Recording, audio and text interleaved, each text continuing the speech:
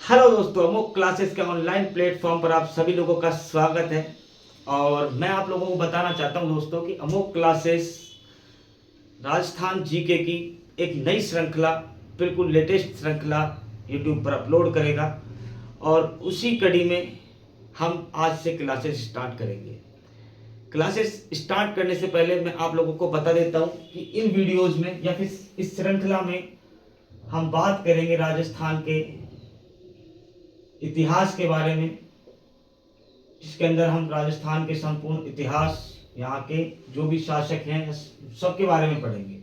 उसके बाद हम बात करेंगे राजस्थान की संस्कृति के बारे में, जिसके अंदर हम राजस्थान की स्थापत्य कला, चित्रकला, मूर्ति कला, ऐसे बहुत सारे टॉपिक जो है उनको कवर करेंगे। इसके बाद हम लोग पढ़ेंगे दोस्तों राजस्थान के भूगोल को। और राजस्थान के भूगोल में जो भी चीज़ें आती हैं, चाहे वो अपतंत्र हो, चाहे वो खनिज हो, या फिर वो आपके भौगोलिक जो इसका परिदृश्य है वो हो, तो सारी चीज़ें पढ़ेंगे। इसके बाद हम पढ़ेंगे राजस्थान की अर्थव्यवस्था के बारे में। और राजस्थान की अर्थव्यवस्था के साथ साथ हम पढ़ेंगे राजस्थान में जो राजनीतिक परिदृश्य है उसके बारे में। और कोशिश करेंगे दोस्तों कि राजस्थान के करंट अफेयर्स जो है आपके सामने ला सके। तो देखिए, आप लोगों को करना इतना है दोस्तों कि हमारे इस वीडियो को लाइक करें, हमारे चैनल को सब्सक्राइब करें, और इस वीडियो को या फिर आने वाले जो भी वीडियो हैं उनको ज़्यादा से ज़्यादा शेयर करें, ताकि इस वीडियो का जो है फ़ायदा ज़्यादा से ज़्यादा बच्चे उठा सकें। तो हम शुरू करेंगे दोस्तों राजस्थान के इतिहास को। लेकिन राजस्थान का इतिहास पढ़े, जियोग्राफी पढ़े, कल्चर पढ़े, कुछ भी चीज़ पढ़े, उससे पहले हमें राजस्थान का एक छोटा सा मतलब संक्षिप्त विवरण जो है हमें पता होना चाहिए कि जैसे राजस्थान अपनी अर्थ पर कहाँ स्थित है, या फिर अपने देश में कहाँ स्थित है, या फिर हम कहें कि अर्थ में भारत किस दिशा में स्थित है, किन अक्षांशों के बीच में है, यहाँ का समय क्या कहता है, जो भी बातें हैं वो सारी बातें हम एक छोटी सी मतलब इस वीडियो में देखेंगे। उसके बाद हम शुरू कर देंगे राजस्थान के इतिहास को, और धीरे धीरे हम सारे राजवंशों को कवर करेंगे। तो चलिए दोस्तों, स्टार्ट करते हैं अपनी वीडियो।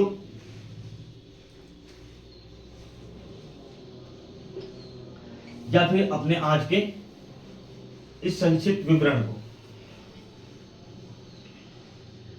तो हम पढ़ेंगे दोस्तों राजस्थान एक परिचय। और इस परिचय के अंदर दोस्तों सबसे पहले हम बात करेंगे अपनी अर्थ के बारे में, कि अपनी जो अर्थ है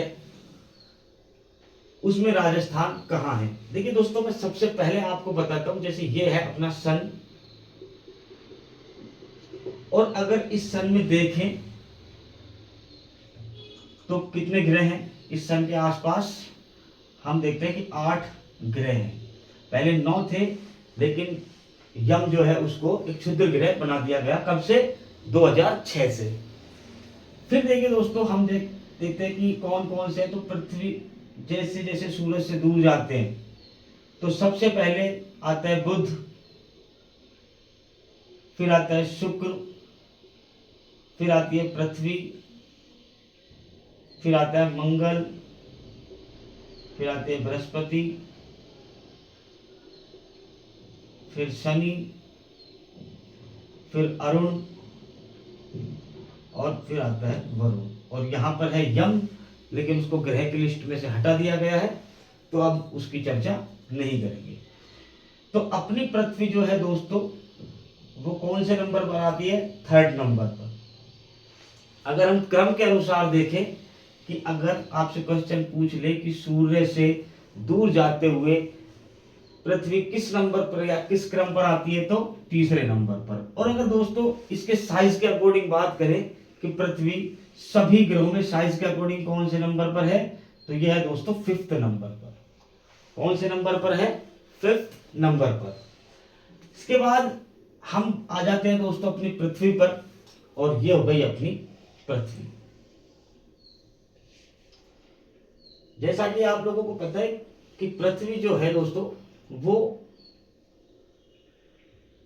कुछ इस तरह की है, मतलब भूमध्य रेखा से थोड़ी चौड़ी है, और अगर हम बात करें पोल जो है ध्रुव उनसे थोड़ी दबी हुई है। तो ये अपनी पृथ्वी हो गई। और इस पृथ्वी पे दोस्तों कितने महाद्वीप है? तो 7 महाद्वीप है। कितने महाद्वीप है दोस्तों? 7 महाद्वीप। और ये 7 महाद्वीप कौन कौन से हैं? तो एक बार इनको भी देख लेते हैं कि देखिए दोस्तों, 2 तो अमेरिका हो गया, उत्तरी अमेरिका और दक्षिणी अमेरिका। उसके बाद हो गया एक यूरोप, एक हो गया एशिया,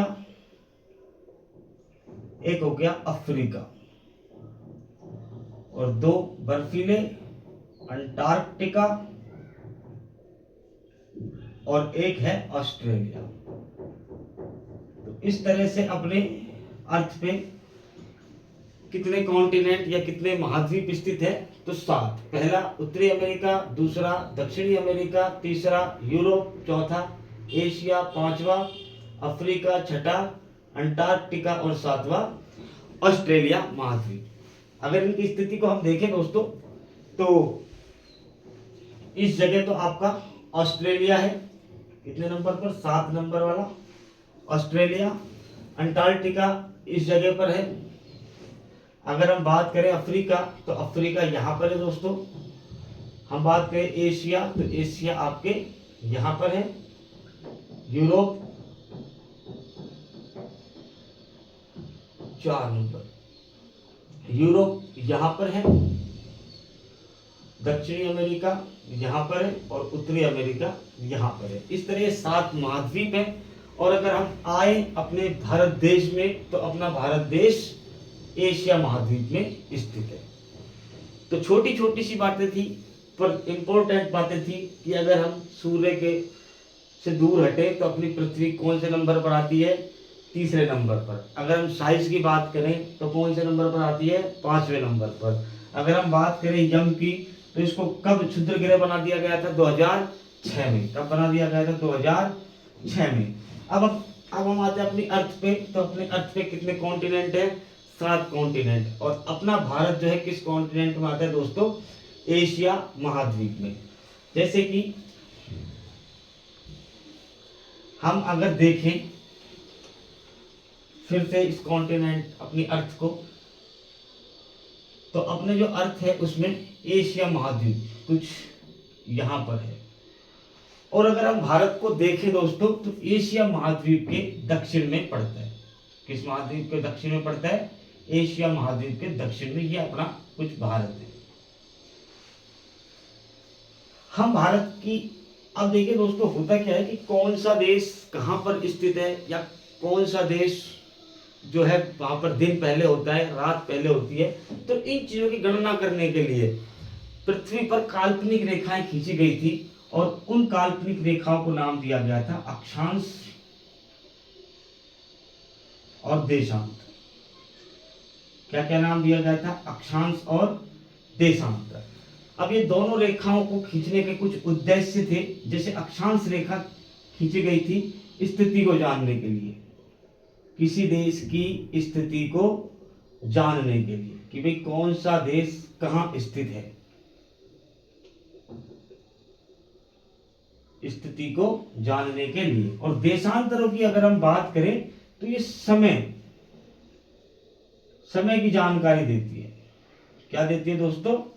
समय की जानकारी देती है कि भाई कौन सा देश समय, मतलब किस देश में सूरज पहले निकलेगा या किस देश में रात पहले होगी।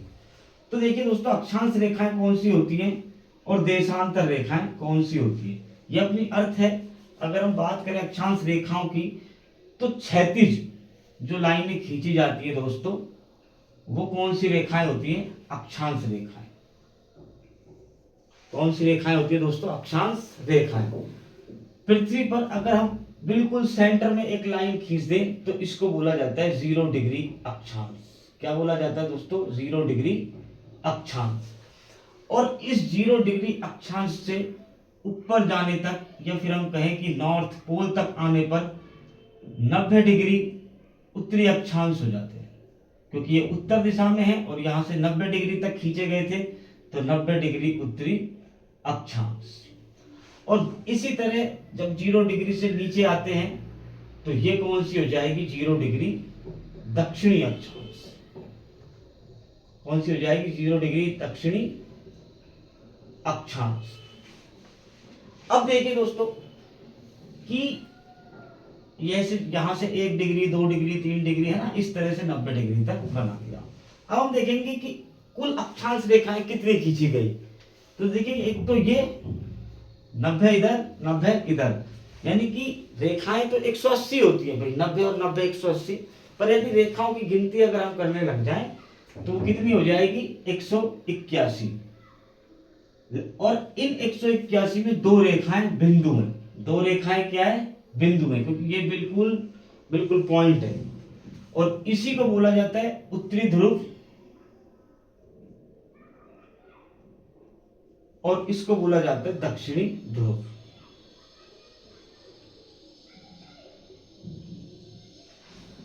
इसके बाद हम बात करें अगर इस 0 डिग्री अक्षांश की, तो दोस्तों इसको हम भूमध्य रेखा भी बोल सकते हैं। क्या बोल सकते हैं, भूमध्य रेखा, या फिर हम इसको विषुवत रेखा भी बोल सकते हैं। क्या बोल सकते हैं, विषुवत रेखा भी बोल सकते हैं। जैसे जैसे हम ऊपर बढ़ते हैं तो एक पॉइंट आता है 23.5 डिग्री, या फिर हम कहें 23 डिग्री और आधा मिनट, 23 डिग्री और 30 मिनट ये आता है। तो यहां पर एक रेखा है, इसको हम बोल देते हैं कर्क रेखा।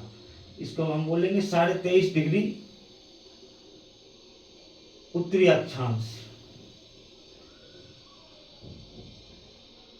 या फिर हम इसको क्या बोलेंगे, कर्क रेखा। और ऐसे ही जब नीचे आते हैं तो ये एक पॉइंट लाइन आती है, ये आती है 23.5 डिग्री दक्षिणी अक्षांश, और इसको हम बोलते हैं मकर रेखा।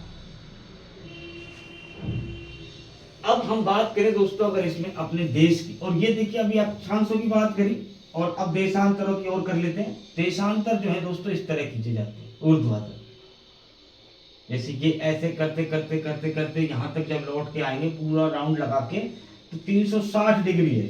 तो अक्षांश तो कितने होते हैं दोस्तों, 180, और देशांतर कितने होते हैं, 360। यूं बढ़ते बढ़ते बढ़ते बढ़ते इधर आ जाते हैं, तो कितने हो गए आपने, 360 डिग्री जो है देशांतर हो जाते हैं। 0 डिग्री देशांतर को, 0 डिग्री जो देशांतर होता है इसको हम ग्रीनविच रेखा बोल देते हैं, क्योंकि ये लंदन के ग्रीनविच शहर से निकलती है। या फिर हम इसको मानक समय रेखा भी बोल देते हैं, मानक समय रेखा, यानी कि धरती पूरी दुनिया का जो टाइम है वो यहीं से शुरू होता है कि इस वाली लाइन से इधर की तरफ हम बढ़ेंगे तो समय बढ़ेगा और इधर की तरफ हम जाएंगे तो समय घटेगा। आपने नोटिस किया होगा कि आप जब भारत की समय को देखते हैं तो वहां पर लिखा आता है +5.3, तो इसका मतलब है कि अपने भारत का समय यहां से 5.5 घंटे आगे है। कितना आगे है, 5.5 घंटे आगे है। कहां से, लंदन से। यानी कि जब लंदन में 12 बजेंगे तो अपने यहाँ पर कितने बजेंगे, 5:30। जब लंदन में रात को 12 होंगे तो अपने यहाँ पर सुबह 5:30 बज जाएंगे। तो इस हिसाब से अगर हम बात करें देशांतर रेखा की, तो देशांतर रेखा किसका निर्धारण करती है, समय का। और अक्षांश रेखा की बात करें तो किसका निर्धारण करती है, किसी चीज की स्थिति की। कि हमने देखा अपनी अर्थ पर अक्षांश जब खींची गई तो इन अक्षांशों को खींचने से यहाँ के मौसमों में बदलाव हुआ कि यहाँ से 23 डिग्री उत्तरी अक्षांश तक और 23 डिग्री दक्षिणी अक्षांश तक मौसम एक जैसा रहता है। कैसा रहता है दोस्तों, एक जैसा मौसम होता है, जिसको हम बोलते हैं उष्ण। कौन सा मौसम होता है? उष्ण, कि यहाँ पर सूर्य की सीधी किरणें, बिल्कुल सीधी किरणें पड़ती है, तो यहाँ पर जो है तापमान थोड़ा ज्यादा होता है। जैसे जैसे ऊपर की तरफ बढ़ते हैं तापमान कम होता चला जाता है, और ये जो पॉइंट है ये बिल्कुल बर्फ होता है, और ये वाला पॉइंट है तो ये भी क्या होता है? बर्फ होता है। लेकिन यहां से ये चलेंगे तो शीत, यहां चलेंगे तो शीत, और ये शीतोष्ण हो जाते हैं, और ये भी शीतोष्ण, यानी कि इसको कहेंगे उत्तरी शीतोष्ण, इसको दक्षिणी शीतोष्ण, उत्तरी शीत, दक्षिणी शीत। इस तरह से हम मानसून, तापमान, यह स्थिति किसी देश की कि कौन सा देश ठंडे प्रदेश में है या कौन सा देश गर्म प्रदेश में है। जैसे हम बात करें अपने भारत की, तो अपने भारत में अगर हम जाएंगे गुजरात से नीचे नीचे, जैसे कि हम जाएं महाराष्ट्र से नीचे पहुंच जाए तेलंगाना, आंध्र प्रदेश, तमिलनाडु, है ना, आपके आंध्र प्रदेश या केरल, इन एरिया में जो है लोग थोड़े ब्लैक कलर के पाए जाते हैं। उसका कारण यही है कि अपना भारत जो है कर्क रेखा के बिल्कुल, या फिर कहें कि कर्क रेखा अपने भारत देश से बिल्कुल मध्य से निकलती है। तो अपना भारत देश जो है दो क्षेत्रों में आता है, एक शीतोष्ण में भी आता है और एक उष्ण में भी आता है। इस तरफ के लोग उष्ण कटिबंधीय ताप क्षेत्र में आते हैं और इधर शीतोष्ण कटिबंधीय ताप क्षेत्र में आते हैं। तो हमने देखा, डिफाइन किया कि अपना भारत जो है देशांतर से 5.5 घंटे की तरफ, यानी कि इधर की तरफ है, और देखें ऊपर तो उत्तरी अक्षांश के ऊपर स्थित है। तो इस हिसाब से अपने भारत देश की अगर हम बात करें दोस्तों, अर्थ में लोकेशन निकली तो किस डायरेक्शन में निकली, तो देखिए ये निकली अपनी किस डायरेक्शन में? नॉर्थ और ईस्ट। यानी कि पहला सवाल कि पृथ्वी पर भारत किस दिशा में स्थित है, तो किस दिशा में स्थित है दोस्तों? नॉर्थ ईस्ट में। अब भारत ही क्या, अगर राजस्थान की पूछे तो राजस्थान भी, तो राजस्थान भी किस में आ जाएगा? नॉर्थ ईस्ट में। लेकिन हम अगर इस अर्थ से हटके आए अपने देश पर, तो हम कुछ इस तरह देखेंगे कि हमारा भारत देश जो है कुछ ऐसा है। अगर गलत बढ़ जाए तो भाई गाली वाली मत देना, और बस अपने को समझना है ना। ये गुजरात का थोड़ा सा ये अपना भारत हो गया। तो हमने देखा भारत किस दिशा में स्थित है? नॉर्थ ईस्ट में स्थित है। लेकिन अगर हम भारत में देखें राजस्थान, तो भारत में राजस्थान इस दिशा में पड़ता है, और अगर हम देखें इसके डायरेक्शन की, तो ये कौन सा हो गया? वेस्ट, और वो नॉर्थ और वेस्ट। चूंकि पृथ्वी पर अपना राजस्थान नॉर्थ ईस्ट में पड़ता है, लेकिन इंडिया में अपना राजस्थान देखें तो हम नॉर्थ वेस्ट में पड़ेगा। भारत में भी अगर हम छोटी छोटी सी सामान्य जानकारी की बात करें, तो 28 तो अपने यहाँ पर स्टेट हैं। कितने दोस्तों? 28। और यूटीज, यूनियन टेरिटरीज की हम बात करें तो कितनी है? 8। और क्या है? यूटीज। 28 राज्य आप लोगों को पता होंगे, लेकिन 8 यूटीज भी आप लोगों को याद रखनी है। आप लोगों को मैं हिंट दे देता हूँ कि 4 यूटीज तो जो हैं कोस्टल एरिया या फिर सी एरिया में है, और 4 यूटीज जो हैं अपने भारत के इनलैंड में है। अर्थ की बात हुई, भारत की बात हुई, अब हम बात करेंगे राजस्थान की। तो देखिए दोस्तों, राजस्थान की हम बात करें तो सबसे पहला सवाल तो यही बनता है कि राजस्थान अर्थ पर किस दिशा में स्थित है, और वो हमने देखा किस दिशा में है? उत्तर पूर्व में। उसके बाद बनता है कि राजस्थान भारत में किस दिशा पर किस दिशा में स्थित है, तो किस दिशा में होगा दोस्तों? उत्तर पश्चिम दिशा में। अब देखिए दोस्तों, ये अपना राजस्थान,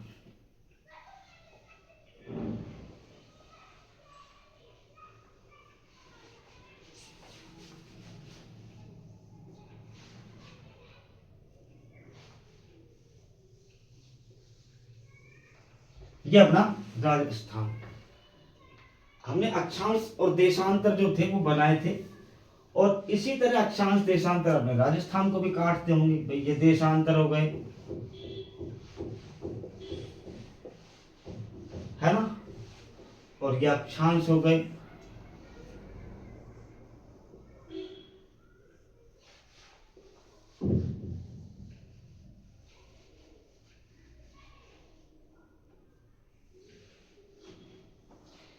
कि राजस्थान में कौन से अक्षांश हैं जो यहां से शुरू होते हैं, या फिर किन अक्षांशों में राजस्थान स्टार्ट होता है और किन पर खत्म होता है, या किन देशांतरों पर राजस्थान स्टार्ट होता है और किन देशांतरों पर राजस्थान खत्म होता है। तो हमने देखा था कि राजस्थान अर्थ में इस दिशा में स्थित था, तो हमने देखा यहाँ पे। तो राजस्थान के अक्षांश कौन से अक्षांश होंगे, उत्तरी अक्षांश या दक्षिणी अक्षांश? तो आप कहोगे कि उत्तरी अक्षांश होंगे। तो राजस्थान के अक्षांश चाहे यहां के हो या फिर यहां के हो, कौन से होंगे? उत्तरी अक्षांश होंगे। और देशांतरों की बात करें तो देशांतर कौन से होंगे, पूर्वी या पश्चिमी? तो कौन से होंगे? पश्चिमी। तो देशांतर राजस्थान के कोई से भी हो, कौन से होंगे? पूर्वी देशांतर।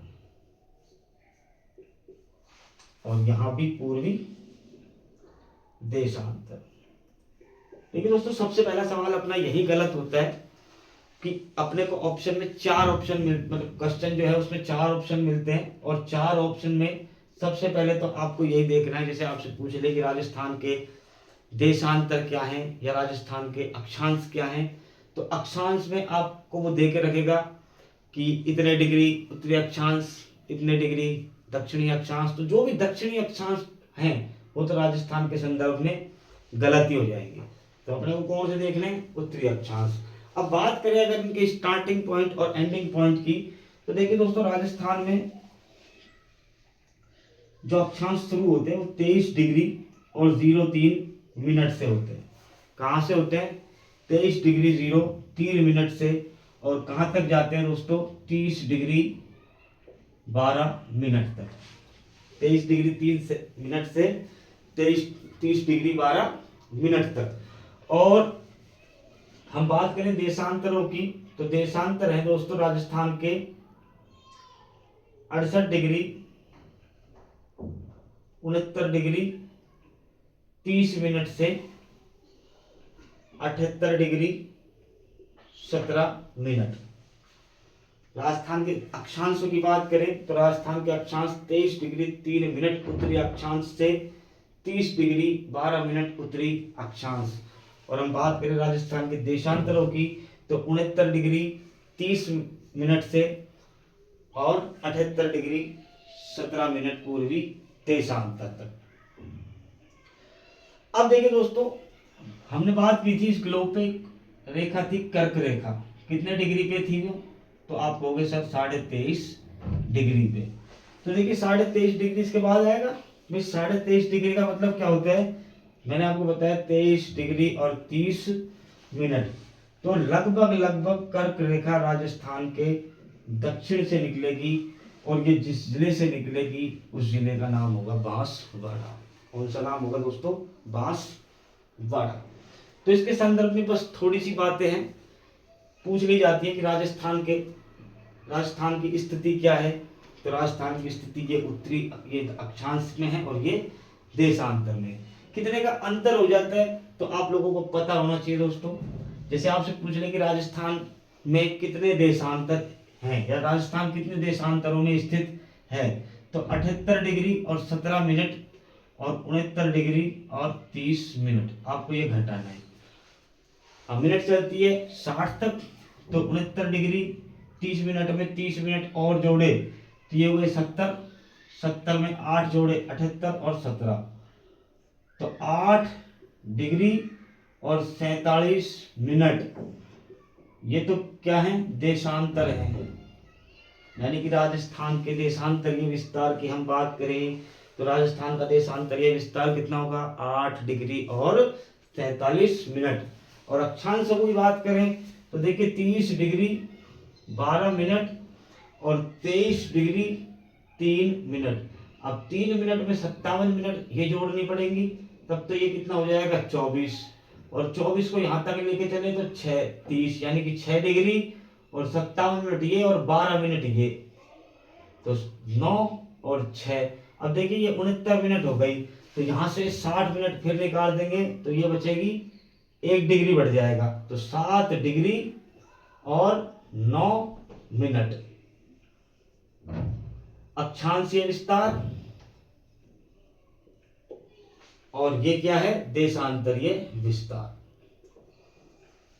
तो ये छोटे छोटे से पॉइंट हैं जो आपको बिल्कुल समझ में आने चाहिए, और नहीं आते तो आप इनका थोड़ा अभ्यास कीजिए कि किस तरह से इनको घटाना है, आप कभी नहीं भूलोगे।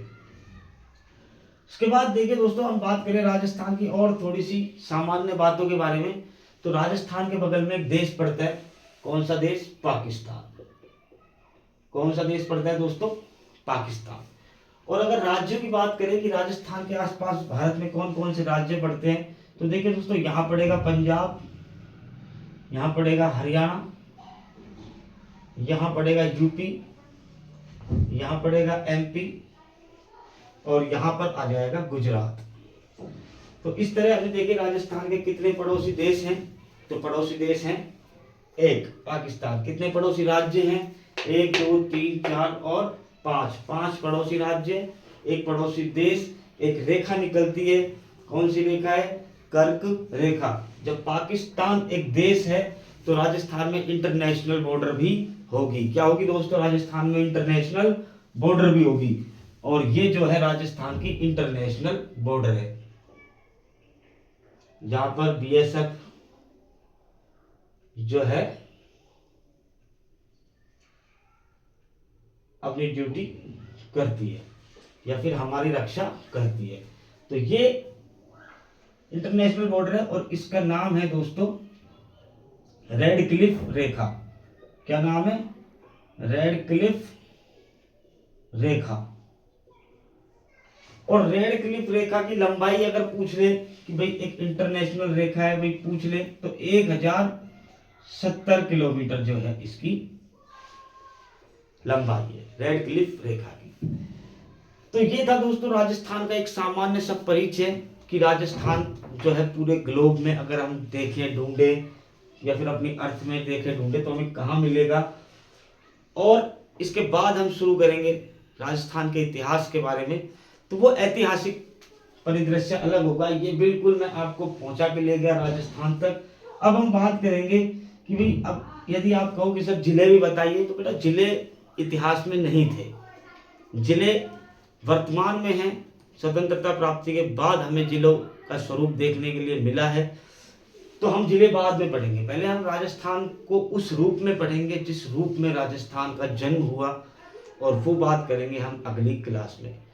तो क्लास कैसी लगी दोस्तों आप कमेंट बॉक्स में बताना, और यदि क्लास अच्छी लगी हो तो हमारे चैनल को सब्सक्राइब करें, ज़्यादा से ज़्यादा इसको लाइक करें, और हमें बताएं कि हमें और इसके अलावा कौन कौन से सब्जेक्ट के लिए आपको वीडियो लानी चाहिए। तो धन्यवाद दोस्तों, मिलेंगे नेक्स्ट क्लास में एक नए टॉपिक के साथ। तब तक के लिए जय हिंद, जय भारत।